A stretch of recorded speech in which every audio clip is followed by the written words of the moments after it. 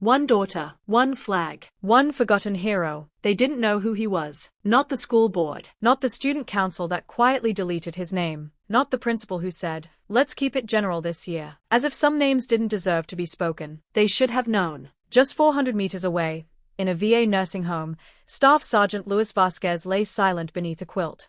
Stroke had taken his voice. But above his bed hung a sealed shadow box. No one dared touch it. "Probably old pins," a nurse muttered. She never asked.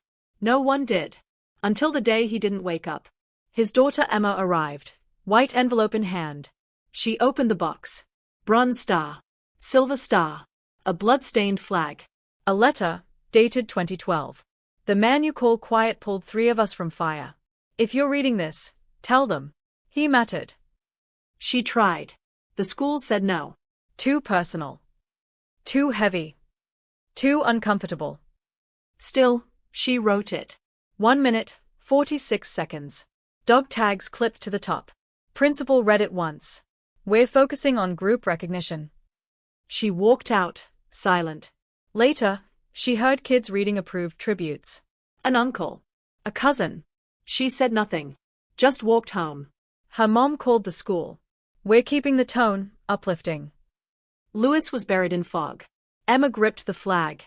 She remembered the chaplain's whisper. He never wanted medals. Just respect.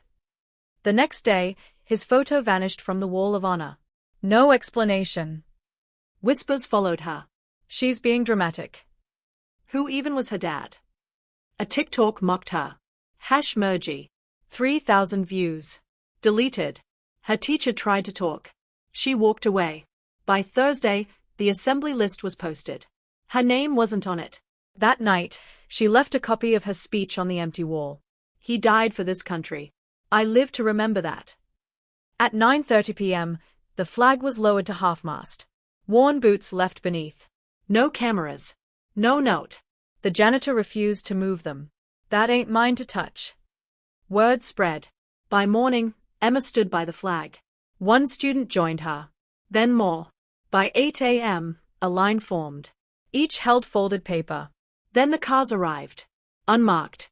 Veterans, uniformed and plainclothes. The receptionist tried to stop them. One handed her a document. Signed by the Department of Defense. In the auditorium, the principal gave a speech. Unity. Service. No names. Then the main doors opened. 3 men in dress uniform entered. Then 5. Then 12. They marched to the front. Saluted. Turned to Emma. She stood. Not for permission, for truth. Principal tried to speak. MIC cut out. Emma took the stage. "They told me I couldn't. Said it would make people uncomfortable. But forgetting him hurts more."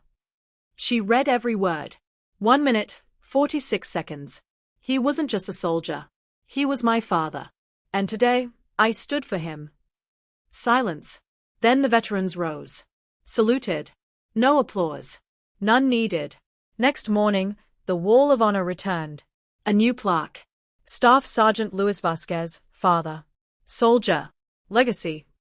Beneath it, a photo of Emma, flanked by his brothers in arms. A week later, policy changed. The principal resigned. Emma never raised her voice. Never asked for attention. She simply reminded them. Legacy isn't granted. It's carried, by those who refuse to forget. Sometimes, it takes one folded paper, one daughter, and one silent army who still knows how to stand.